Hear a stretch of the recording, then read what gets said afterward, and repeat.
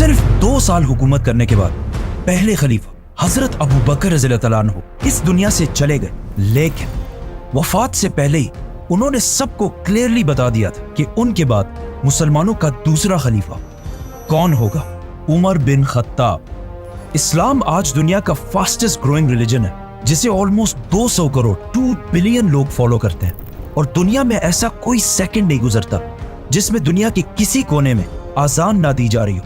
इस सब में हजरत उमर रज़ियल्लाहु तआला अन्हु ने बहुत बड़ा रोल प्ले किया, जिन्होंने सिर्फ कुछ ही सालों में मुसलमानों की इतनी बड़ी एम्पायर बनाई जो उनसे पहले दुनिया में किसी के पास भी नहीं थी। अलेक्जेंडर द ग्रेट और इवन मिस्र के फिरौन के पास भी नहीं। लेकिन ये सब आखिर उन्होंने किया कैसे? हजरत उमर की पर्सनैलिटी को समझने के लिए उस जमाने के मक्का शहर को समझना लाजमी है, क्योंकि मक्का में पिछले कई सदियों से एक ही कबीले कुरैश का कंट्रोल था, और आहिस्ता आहिस्ता कुरैश का ये कबीला इतना बढ़ चुका था कि कुरैश खुद भी बहुत सारे कबीलों में डिवाइड हो चुका था, और इन कबीलों के दरमियान अब मक्का में पीस बरकरार रखने के लिए हर कबीले को अलग अलग जिम्मेदारियां दी गई थी।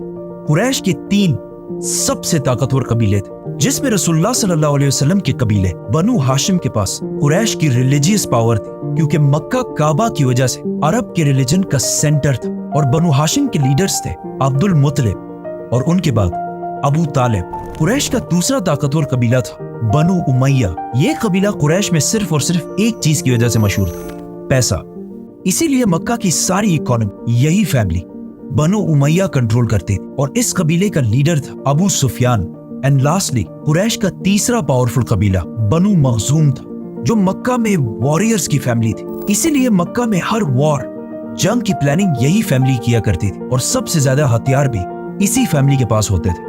और बनु मखजूम का लीडर सबसे पावरफुल लीडर्स में से होता था, जिनमें से एक को अबू जहल के नाम से जाना जाता है। लेकिन हजरत उमर रज़ियल्लाहु तआला अन्हु का ताल्लुक इन तीनों कबीलों में से एक के साथ भी नहीं था। उनका ताल्लुक कुरैश के एक दूसरे कबीले बनु अदी से था, जो कुरैश के एम्बेसडर्स का कबीला था। मतलब कुरैश का तर्जुमान, स्पोक्स पर्सन ज्यादातर इसी कबीले से होता था, और जब भी कुरैश के आपस में कभी लड़ाइयाँ होती थी, उन लड़ाइयों को भी यही कबीला हल किया करता था। और इनका लीडर था खत्ताब, हजरत उमर रज़ियल्लाहु तआला अन्हु के वालिद। इसीलिए हजरत उमर की पर्सनैलिटी की ये साइड कि वो किसी भी बड़े मसले को बहुत ही आसानी से बातचीत और डिबेट के साथ हल कर लिया करते थे। उन्हें अपने वालिद के कबीले बनु अदी से मिली। लेकिन हजरत उमर रज़ियल्लाहु तआला अन्हु की पर्सनैलिटी का एक दूसरा एंगल भी था, जो हम सब बार बार सुनते रहते हैं कि वो बहुत ही गुस्से वाले इंसान थे, और बात बात पर दूसरे का सर काटने के लिए तैयार हो जाते थे। हजरत उमर की पर्सनैलिटी का ये ट्रेट उन्हें अपनी वालदा हंतमा बिनते हिशाम से मिला था, जिनका ताल्लुक बनु अदी से नहीं बल्कि बनु मखजूम से था, जो कुरैश के वॉर और जंग को संभाल। इस बनु मखजूम के कबीले के माइंडसेट को समझने के लिए यही काफी है कि इस कबीले से हजरत उमर रज़ियल्लाहु तआला अन्हु के कजन का नाम खालिद बिन वलीद था। मतलब हजरत उमर रज़ियल्लाहु तआला अन्हु लोगों को बातचीत से अच्छी तरह समझाना अपने वालिद से सीखा, और जो लोग बातों से ना समझे उन्हें डंडे और तलवार से समझाना उन्होंने अपने वालदा के खानदान से सीखा। रसूलुल्लाह सल्लल्लाहु अलैहि वसल्लम की जिंदगी के बारे में बहुत सारे बुक्स और बहुत सारे लेक्चर्स हैं, लेकिन उन्हें सुनने और पढ़ने में हमेशा एक बहुत बड़ा मसला होता है कि आखिर इन सारे वाकयात में कौन सा वाकया कब पेश आया था। इसीलिए ज्यादातर लोग कंफ्यूजन में पड़ते, स्पेशली बच्चे। इसी मसले को हल करने के लिए House of Books has launched prophet Mohammad series, जिसमें आप सल्लल्लाहु अलैहि वसल्लम की जिंदगी के बारे में ऑथेंटिक सोर्सेज के साथ सारे वाकयात लिखे हैं। And what I like the most about this कि इस सीरीज में सारे वाकयात को छोटे छोटे बुक्स में डिवाइड किया गया, और हर बुक के ऊपर उसका अपना नंबर है, ताकि कोई भी स्पेशली बच्चे अगर इसे पढ़े तो एक सीक्वेंस के साथ आप सल्लल्लाहु अलैहि वसल्लम की जिंदगी को प्रॉपरली समझ सके। House of books profit series, link in the description. दुनिया के सबसे बड़े बादशाह खलीफा बनने के बाद एक दिन हजरत उमर मक्का के उस इलाके से गुजरे जहां वो बचपन में ऊंट चराया करते थे, और फरमाया कि अल्लाह की क्या शान है कि मेरी जिंदगी में एक वक्त ऐसा था कि मैं यहाँ ऊंट चराया करता था, और सिर्फ थोड़ी सी गलती पर भी मेरा बाप मुझे बहुत मारा करता था, और आज ऐसा दिन है कि मेरे और अल्लाह के दरमियान दुनिया में कोई भी नहीं। मतलब उस वक्त हजरत उमर रज़ियल्लाहु तआला अन्हु दुनिया की सबसे बड़ी एम्पायर के लीडर और दुनिया के सबसे ताकतवर इंसान बन चुके थे। उनसे पावरफुल कोई भी नहीं था सिवाय अल्लाह के। हजरत उमर रज़ियल्लाहु तआला अन्हु मक्का में आप सल्लल्लाहु अलैहि वसल्लम से 12 साल बाद पैदा हुए, और जवानी में बहुत टॉल और मस्कुलर होने की वजह से बहुत जल्द ही मक्का के सबसे ताकतवर रेसलर बन गए। मतलब कहा जाता है कि जब वो किसी ग्रुप में चल रहे होते थे तो ऐसा लगता था कि बाकी सारे जमीन पर चल रहे हैं और वो ऊंट पर बैठे हुए। मतलब आज के जमाने में अगर देखा जाए तो ऑलमोस्ट 6 फुट 6 इंच या 6 फुट 7 इंच की हाइट। फॉर एग्जाम्पल ये है नरेंद्र मोदी, एवरेज हाइट, और इनके पास खड़े ये हैं कतर के अमीर तमीम बिन हमाद। हजरत उमर और बाकी एवरेज लोगों में भी इतना ही हाइट डिफरेंस होता होगा या फिर इससे भी ज्यादा। इस सब के बाद आहिस्ता आहिस्ता हजरत उमर रज़ियल्लाहु तआला अन्हु अपने कबीले बनु अदी की लीडरशिप संभालने लगे और मक्का के बड़े बड़े सरदारों के साथ मीटिंग्स में बैठने लगे और कुछ ही अरसे में कुरैश के सबसे टैलेंटेड एम्बेसडर बन गए। और इसके साथ ही उन्होंने अपना इंपोर्ट एक्सपोर्ट का बिजनेस भी स्टार्ट किया, जिसमें वो मक्का, यमन, सीरिया के बीच हर वक्त ट्रैवल करते रहते थे। और जब फाइनली हजरत उमर रज़ियल्लाहु तआला अन्हु की एज 27 हुई तो मक्का में रसूलुल्लाह सल्लल्लाहु अलैहि वसल्लम ने नबूवत का ऐलान कर दिया और इस्लाम की दावत देना शुरू कर दी। लेकिन हजरत उमर रज़ियल्लाहु तआला अन्हु ने कुरैश का एम्बेसडर और स्पोक्स पर्सन होने की वजह से इस्लाम की पहले सख्त मुखालफत और मुसलमानों के खिलाफ अपने मामू अबू जहल के साथ खड़े हो गए। इस्लाम से पहले हजरत उमर रज़ियल्लाहु तआला अन्हु की रेपुटेशन कोई इतनी अच्छी नहीं थी, क्योंकि वो बहुत सारे एंटी इस्लामिक एक्टिविटीज में इन्वॉल्व रहते थे, मतलब शराब और जुआ वगैरह, और इस्लाम से इतनी नफरत करते थे कि अपने एक गुलाम को सिर्फ मुसलमान होने की वजह से एक दिन उन्होंने इतना मारा कि खुद उसे मार मार कर थक गए। लेकिन जैसे जैसे वक्त गुजरता गया आहिस्ता आहिस्ता हजरत उमर रज़ियल्लाहु तआला अन्हु की पोजीशन मुसलमानों के बारे में थोड़ी बदलने लगी। इसीलिए एक दिन जब वो मक्का में गुलाम के पास से गुजरे जिसे उसके मालिक अबू जहल ने मुसलमान होने की वजह से मार मार कर ऑलमोस्ट बेहोश कर दिया था, जब हजरत उमर ने देखा कि किसी और ने उसकी मदद नहीं की तो खुद जाकर उसे हाथ दिया और उसे उठाया, जिस पर उस गुलाम ने हजरत उमर से कहा कि वल्लाह आप उन दोनों में से बेहतर है, जिसकी हजरत उमर रज़ियल्लाहु तआला अन्हु को तो समझ नहीं आई। इस गुलाम ने उस दुआ की तरफ इशारा किया था जो आप सल्लल्लाहु अलैहि वसल्लम ने अल्लाह से की थी कि या अल्लाह मक्का के इन 2 उमरैन में से एक को इस्लाम की तरफ ला, एक उमर बिन खत्ताब और दूसरा आम्र बिन हिशाम। अबू जहल मक्का के कुरैश को मुसलमानों से दूर करने के लिए अबू जहल और अबू सुफियान बार बार मक्का के बड़ों की मीटिंग्स बुलाकर उन्हें ये समझाने की कोशिश करते थे कि मोहम्मद की वजह से हमारा रिलीजन तो खराब हो ही चुका है, लेकिन उसके साथ साथ हमारी इकोनॉमी और इज्जत भी बहुत खराब हो चुकी है। इन सारे मीटिंग्स में बार बार बैठकर एक दिन हजरत उमर रज़ियल्लाहु तआला अन्हु आखिर बहुत तंग आ गए, तो उन्होंने आखिर एक ऐसा फैसला किया जो इससे पहले करने की किसी में भी हिम्मत नहीं थी, रसूलुल्लाह सल्लल्लाहु अलैहि वसल्लम को कत्ल करने का फैसला, और अपनी तलवार लेकर सीधा दार अरकम की तरफ रवाना हुए जो मक्का में मुसलमानों का हेडक्वार्टर था। लेकिन अल्लाह ने हजरत उमर को इस सबसे बड़े गुनाह के दौरान ही पलट दिया। वो ऐसे कि जब हजरत उमर रज़ियल्लाहु तआला अन्हु दार अरकम की तरफ जा रहे थे तो रास्ते में उन्हें अपना बेस्ट फ्रेंड मिला जो इससे कुछ अरसा पहले सीक्रेटली मुसलमान हो चुका था, लेकिन उसने हजरत उमर रज़ियल्लाहु तआला अन्हु को नहीं बताया। उसने हजरत उमर रज़ियल्लाहु तआला अन्हु को रोका और कहा, उमर कहाँ जा रहे हो? जब हजरत उमर ने उसे बताया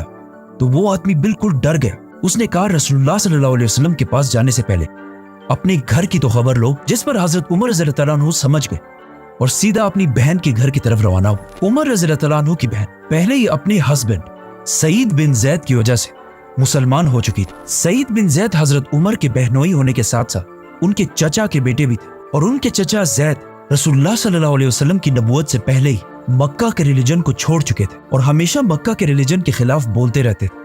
वो कहते थे कि जब हम सबको पता है कि इब्राहिम अलैहिस्सलाम एक खुदा की इबादत करते थे और उनके दूसरे बेटे इसहाक की औलाद बनी इसराइल भी एक ही खुदा की इबादत करते हैं, तो फिर हमने इस्माइल की औलाद ने इतने सारे खुदा कहां से लाए? इसीलिए जब हजरत उमर रज़ियल्लाहु तआला अन्हु के चचा की फैमिली को रसूलुल्लाह सल्लल्लाहु अलैहि वसल्लम के इस्लाम का पता चला तो उन्होंने बहुत तेजी से इस्लाम कबूल कर लिया। हजरत उमर सीधा अंदर गए और जाकर सईद बिन जैद को मारने लगे। उनकी बहन फातिमा ने उन्हें बचाने की कोशिश भी की, लेकिन हजरत उमर ने गुस्से में उन्हें भी मार दिया, जिससे उनका खून बहने लगा। तो हजरत उमर ने जब अपनी बहन का खून देखा तो उनको आखिर तरस आया और कहा, मुझे कुरान दिखाओ कि आखिर इसमें लिखा क्या है। और फिर कुरान पढ़ने के बाद फाइनली वो मुसलमान हो गए। ये सारी स्टोरीज हाउस ऑफ बुक्स की प्रॉफिट मोहम्मद सीरीज में डिटेल से मेंशन है। इस्लाम कबूल करने के बाद वो दोबारा दार अरकम की तरफ रवाना हुए, लेकिन वहां अब तक किसी को भी पता नहीं था कि हजरत उमर इस्लाम कबूल कर चुके। तो जब उन्होंने हजरत उमर को बाहर तलवार लेकर खड़ा हुआ देखा तो कुछ मुसलमान तो बिल्कुल डर गए, लेकिन हजरत हमजा रज़ियल्लाहु तआला अन्हु ने कहा, जो اس سے کچھ ہی عرصہ پہلے مسلمان ہوئے تھے. انہوں نے کہا کہ عمر کو آنے دو, اگر اس کی نیت صاف ہے تو ٹھیک ہے, لیکن اگر اس کی نیت صحیح نہیں ہے تو میں اسی کی تلوار سے اس کی گردن اڑا دوں گا. حضرت عمر اندر آئے تو آپ صلی اللہ علیہ وسلم نے ان سے پوچھا کہ عمر, کیا اب بھی وقت نہیں آیا کہ تم سچ کو سمجھ سکو؟ جس پر حضرت عمر نے آپ صلی اللہ علیہ وسلم اور باقی سارے مسلمانوں کے سامنے اسلام قبول کر لیا, جس پر وہاں موجود سارے مسلمان زور زور سے اللہ اکبر کے نعرے لگانے لگے. اکارڈنگ ٹو مینی سورسز یہ نبوت کا 6واں سال تھا اور حضرت عمر کی ایج 32 یا 33 سال تھی. اور اب حضرت عمر رضی اللہ عنہ کے ساتھ مکہ میں مسلمانوں کی تعداد 50 ہو چکی تھی, جن میں سے 40 مرد اور صرف 10 عورتیں تھیں. حضرت عمر رضی اللہ عنہ کے اسلام قبول کرنے کے بعد مسلمانوں کے حالات بالکل بدل گئے, کیونکہ اس سے پہلے جس نے بھی اسلام قبول کیا تھا وہ زیادہ تر بہت کمزور لوگ, اسی لیے ہمیشہ چھپ کر اسلام قبول کرتے تھے. لیکن حضرت عمر اسلام قبول کرنے کے بعد سیدھا اپنے ماموں ابو جہل کے گھر گئے اور انہیں بتایا کہ میں اسلام قبول کر چکا ہوں, جس پر ابو جہل نے کہا کہ یہ ہو ہی نہیں سکتا کہ تمہارے جیسا آدمی اسلام قبول کر لے, کیونکہ حضرت عمر کی پچھلی ساری لائف اسلام کے بہت ہی اپوزٹ تھی. جس کے بعد حضرت عمر سیدھا جمیل بن مامور کے پاس گئے اور انہیں بھی اپنے مسلمان ہونے کے بارے میں بتایا, کیونکہ جمیل مکہ کا لاؤڈ سپیکر تھا اور یہ ایسا آدمی تھا کہ اس کے پیٹ میں زیادہ دیر تک کوئی بات نہیں رہتی. تو جب اسے اتنی بڑی نیوز کا پتہ چلا تو وہ سیدھا بھاگا اور مکہ کی گلیوں میں اعلان کرنے لگا کہ عمر نے ہمارے دین کو چھوڑ دیا. حضرت عمر سے پہلے مسلمان مکہ میں چھپ چھپ کر نماز پڑھا کرتے تھے, لیکن حضرت عمر کے بعد اب سارے مسلمان سب کے سامنے کھل کر نماز پڑھنے لگے اور ایون کعبہ کے اندر جا کر بھی نماز ادا کرنے لگے. اس سب کے بعد حضرت عمر رضی اللہ عنہ نے اپنی ساری زندگی آپ صلی اللہ علیہ وسلم اور اسلام کے لیے وقف کر دی اور کچھ عرصے بعد مسلمانوں کے ساتھ مکہ میں اپنے خاندان اور ساری طاقت چھوڑ کر مدینہ کی طرف ہجرت کر گئے. مدینہ آنے کے بعد آپ صلی اللہ علیہ وسلم نے مکہ کے مہاجرین کو, جن کے پاس نہ کوئی گھر نہ کاروبار کچھ بھی نہیں تھا, ان کو ایک ایک انصار کے گھر میں سیٹل کیا. حضرت عمر بھی ایک انصاری کے ساتھ سیٹل ہوئے اور ان دونوں نے اپنے ٹائم کو ایسے ڈیوائیڈ کیا کہ ایک دن وہ صحابی آپ صلی اللہ علیہ وسلم کی خدمت میں حاضر ہوتے اور حضرت عمر ان کا بزنس سنبھالتے, اور پھر دوسرے دن حضرت عمر آپ صلی اللہ علیہ وسلم کے پاس جاتے اور وہ صحابی بزنس کو چلاتے. ہجرت کے صرف 2 سال بعد جنگ بدر میں حضرت عمر حضرت حمزہ کی لیڈرشپ میں جنگ میں شامل رہے. جنگ جیتنے کے بعد حضرت عمر کی رائے یہ تھی کہ ہمیں قیدی نہیں رکھنے چاہیے, لیکن آپ صلی اللہ علیہ وسلم اور ابو بکر کی رائے اس کے اپوزٹ تھی, جس کے بعد قرآن کی ایک آیت نازل ہوئی جس میں کلیئرلی حضرت عمر کی رائے کو پریفر کیا گیا. اس ڈیسیجن اور باقی کچھ ڈیسیجنز کی وجہ سے حضرت عمر کا نام الفاروق رکھا گیا, which means حق کو پہچاننے والا, سچ کا ساتھ دینے والا. بدر کے 1 سال بعد احد کی جنگ اور اس کے بعد خندق کی جنگ میں بھی حضرت عمر مسلمانوں کی فوج میں رہے, اور اس کے بعد صلح حدیبیہ کے موقع پر آپ صلی اللہ علیہ وسلم نے حضرت عمر کو مکہ والوں سے ڈیل کرنے کو کہا, لیکن حضرت عمر نے یہ مشورہ دیا کہ آپ میرے بجائے حضرت عثمان کو ڈیل کرنے کے لیے بھیجے, کیونکہ اب حضرت عمر رضی اللہ عنہ کے ماموں ابو جہل مر چکے تھے اور ان کے بعد مکہ کا نیا پاورفل سردار ابو سفیان جو حضرت عثمان کی قبیلے والا تھا, جسے ہم اس ویڈیو میں پورا ایکسپلین کر چکے.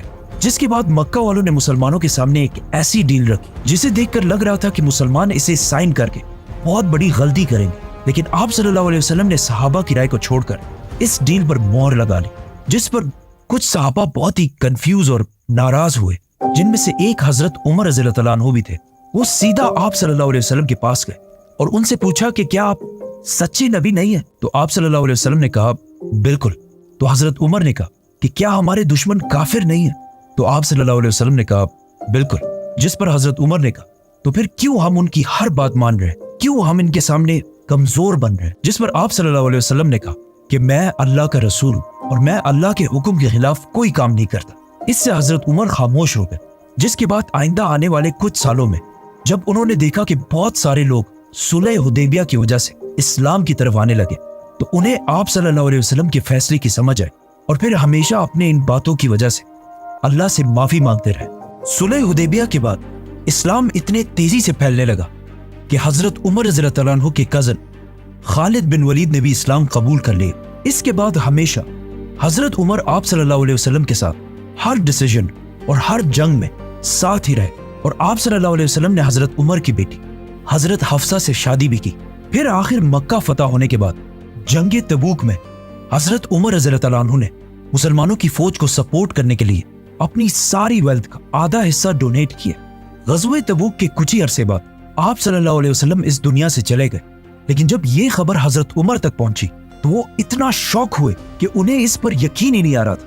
तो वो मस्जिद नबवी में खड़े हुए और अपनी तलवार निकाल कर कहा कि जो भी ये कहेगा कि रसूलुल्लाह सल्लल्लाहु अलैहि वसल्लम फौत हो चुके हैं, मैं उसकी गर्दन उड़ा दूंगा। क्योंकि आप सल्लल्लाहु अलैहि वसल्लम हमेशा कहते थे कि एक दिन मुसलमान रोमन और पर्शियन एम्पायर दोनों को फतह करेंगे। तो अब ये कैसे हो सकता था कि आप सल्लल्लाहु अलैहि वसल्लम ये सब हुए बगैर दुनिया से चले जाए? लेकिन हजरत उमर को इस बात का पता नहीं था कि अल्लाह एक दिन उन्हीं के हाथों ये दोनों एम्पायर फतह करेगा।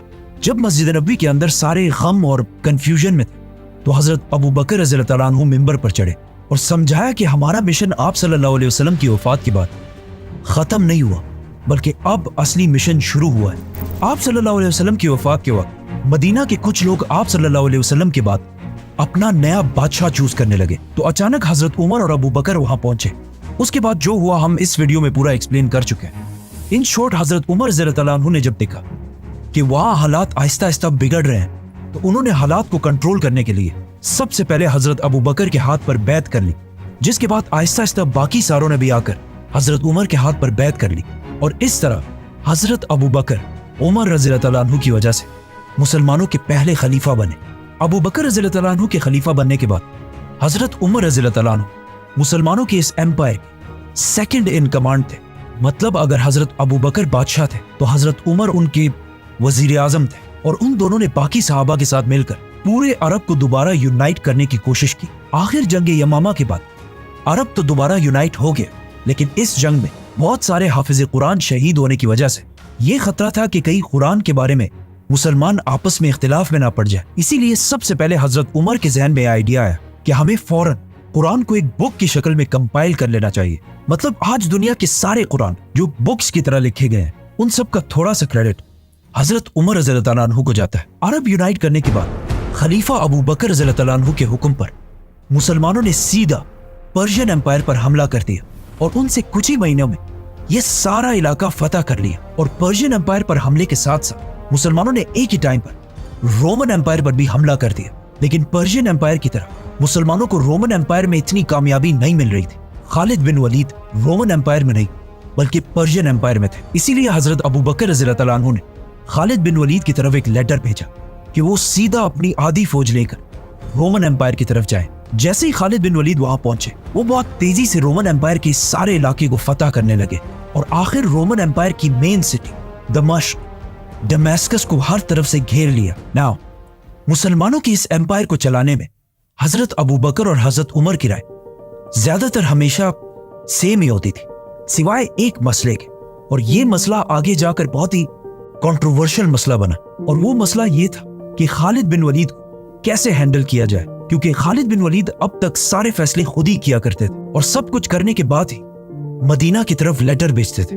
लेकिन हजरत उमर को अपने कजन खालिद बिन वलीद की ये आदत बिल्कुल भी अच्छी नहीं लगती थी। इसीलिए जब हजरत उमर खलीफा बने, उन्होंने कुछ ही अरसे बाद मुसलमानों के इस सबसे बड़े जनरल को अपने ओहदे से हटा दिया, जिस पर खालिद बिन वलीद उनसे बहुत नाराज हुए थे। इस कंट्रोवर्शियल मसले को फिर हम नेक्स्ट वीडियो में एक्सप्लेन करेंगे, तो सब्सक्राइब। जैसे ही मुसलमानों की फौज यहाँ तक पहुंची तो मदीना में मुसलमानों के खलीफा अबू बकर रज़ियल्लाहु तआला अन्हु की तबीयत बिल्कुल खराब हो गई, जिसे देखकर उन्हें पता चल गया कि ये अब उनके दुनिया में आखिरी दिन। इसीलिए उन्होंने सारे बड़े सहाबा को बुलाया और उन्हें कहा कि अब मैं और तुम्हारा खलीफा नहीं रहा, तुम आपस में मशवरा करके जिसे भी चाहो अपना नया खलीफा सेलेक्ट कर दो। जिस पर सहाबा ने थोड़ा सोचा और वापस हजरत अबू बकर से कहा कि ये काम हम आपके हवाले करते हैं, कि आप जिसको भी सही समझे अपने बात उसी को मुसलमानों का खलीफा बना दे। तो हजरत अबू बकर रज़ियल्लाहु तआला अन्हु ने बड़े बड़े सहाबा में से एक एक को बुलाया और उनसे पूछा कि उमर के बारे में तुम्हारी क्या राय है। जिस पर एक सहाबी ने कहा कि यस,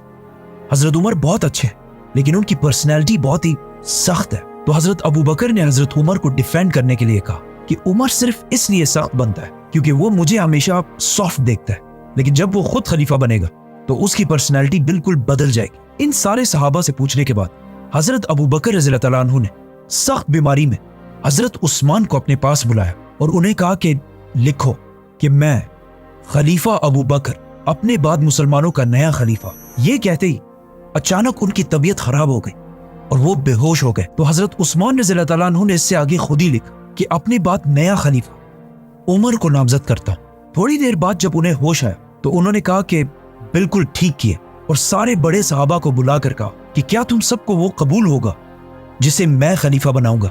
तो वहां सब ने कहा कि यस, जिस पर हजरत अबू बकर रज़ियल्लाहु तआला अन्हु ने कहा कि मैं ना अपने बाद अपने बेटे को खलीफा बनाकर जा रहा हूं और ना अपने खानदान में से किसी फर्द को, बल्कि मैं उसे खलीफा बना रहा हूं जिसे मैं सबसे बेहतर समझता हूं, और वो है Umar bin Khattab. Modern democracies के अलावा अगर दुनिया की सारी हिस्ट्री देखी जाए तो ऐसा बहुत कम ही हुआ है कि किसी बादशाह के मरने के बाद उसका बेटा या उसके खानदान में से कोई बादशाह ना बना।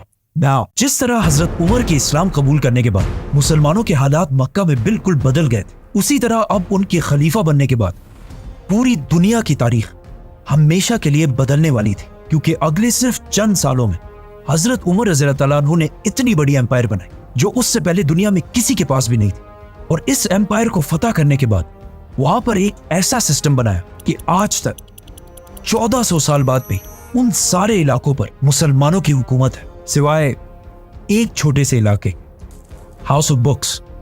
Link in the description. Subscribe.